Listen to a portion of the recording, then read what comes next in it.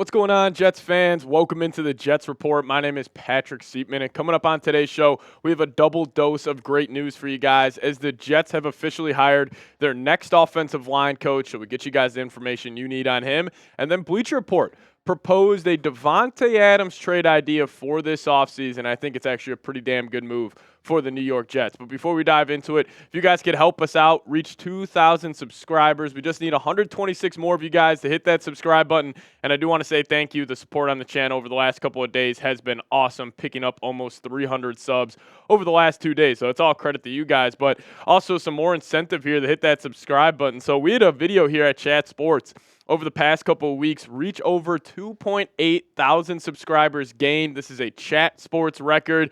So if you guys want to maybe help me beat that record, hit that subscribe button. Do not miss a thing around your New York Jets. I have a video for you guys every single day. And plus, you guys will make me look pretty damn good to my bosses. So hit that subscribe button, lock us in. Don't miss a thing around the New York Jets. All right, let's find out who is the new offensive line coach for the New York Jets. Well, it's actually Lions tight end coach Steve Heiden, and he'll be officially named the offensive line coach for New York. And then also Tanner Engstrad is the favorite to come abroad as the offensive coordinator. Aaron Glenn is building out of his own version of Detroit's offense in New York. This was coming in from Tom Pelissero. But, great news for Jets fans here. Keith Carter, this is coming in from Jordan Schultz. They have obviously parted ways with offensive line coach Keith Carter. Aaron Glenn will make a new hire, and that was Steve Heiden for that one. But I think this is great news for the Jets.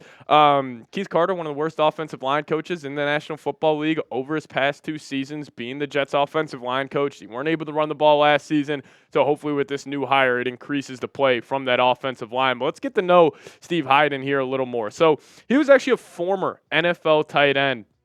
And he spent his 12-year NFL coaching career primarily as a tight end coach. And, before he got to the Lions over these past 2 seasons, he did spend his prior 10 seasons with the Cardinals, coaching special teams, tight end, and offensive line. And he is 48 years old, born in Rushford, Minnesota. But why I'm so excited about this signing is, I think the Lions undisputedly had the best offensive line in the National Football League this past season. Now, obviously, he was the tight ends coach, not directly working with the offensive line, but he did have a big impact, in their solid production. I mean, Taylor Decker, 77 overall grade, Graham Glasnow, the weakest link on that offensive line, but Frank Ragnow, top 5 in PFF grades for centers. Kevin Zeitler had a great year at 35 years old, and you have one of the best tackles in the National Football League in Penei Sewell. But all 5 of these guys, I think they were the best offensive line in the National Football League. And with the Jets this past season, I mean, they weren't able to run the ball whatsoever. They're actually 31st in terms of yards per game, only averaging 91.8.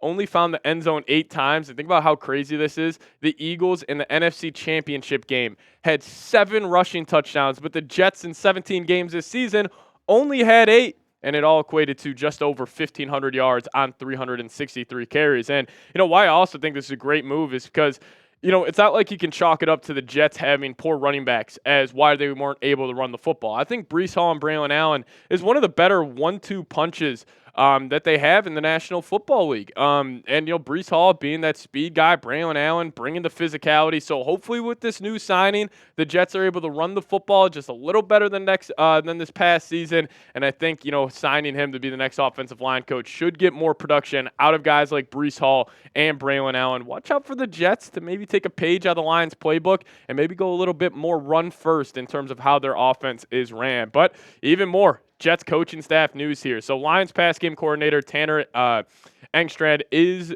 the favorite right now to land the next offensive coordinator job. This is being well reported right now. We heard reports on Mark Brunell, but it is looking like Tanner has a very, very good chance to be the next offensive coordinator. So a bunch of Detroit Lions joining this New York Jets coaching staff, which is obviously good news considering the success they have had over the last couple of seasons. But Tanner, he was the pass game coordinator for the past 2 seasons for the Detroit Lions, but actually in 2020, he was in the XFL with the DC Defenders as their offensive coordinator.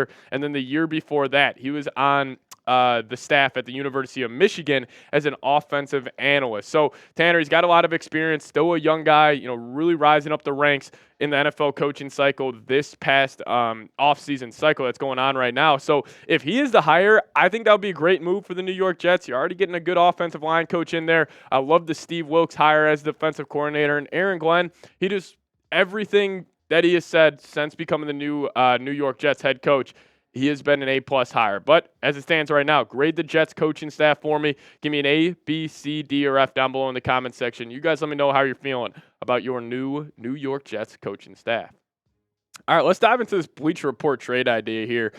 They had Davante Adams heading to the Dallas Cowboys for a 2025 third and a 2025 fifth round pick. Now, the Jets have a very interesting decision to make on Davante Adams this offseason. The biggest reason for that is his contract. And, that contract is terrible. $38.3 million in 2025 and $38.3 million in 2026. These are his cap hits. These are not his base salary. This is how much he's going to be on the books for over the next 2 seasons. And I think if you are the New York Jets, you need to somehow move off his contract this offseason because let's just say the Jets were in more of a position to go compete for a Super Bowl right now. And they had a win-now roster. They had a win-now quarterback. And they were fully ready to ramp up for a Super Bowl run. Then I would be more open to the idea of keeping Davante Adams on this team because he is still a very, very good receiver. But with him having a cap hit over the next 2 seasons of $38 million, it really just limits what you can do with this roster. So by any means,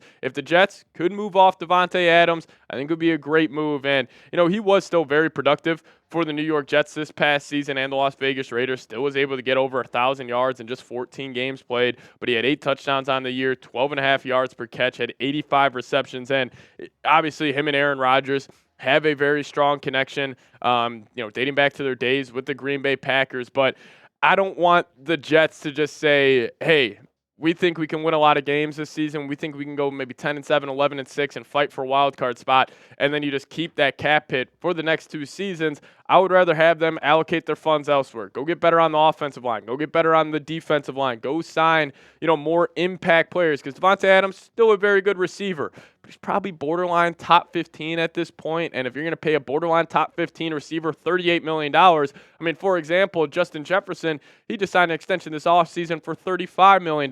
This Davante Adams contract is a doozy. It's one of the worst in the National Football League. So if the Jets could somehow move off it, I think it would be great. And if you're able to land a 3rd and a 5th round pick for Davante in a trade, I say you take it and run. But I'll ask you guys this. Would you accept this trade to move off Davante Adams? You getting a 3rd round pick from the Cowboys and a 5th round pick from Dallas. Would you accept this trade? Give me an A for accept or give me a D for decline down below in the comment section. Can't wait to see what you guys have to say. Now, another friendly reminder here, hit that subscribe button and help us reach 2,000 subscribers here on the Jets Report. I would really appreciate it. We're closing in on that milestone, so if you guys haven't already, and, if you're watching this whole video, clearly we're doing something right here, so please go down there. Free, easy way. Takes you 2 seconds. Hit that subscribe button, lock us in. But we'll see you guys next time. As always, go Jets.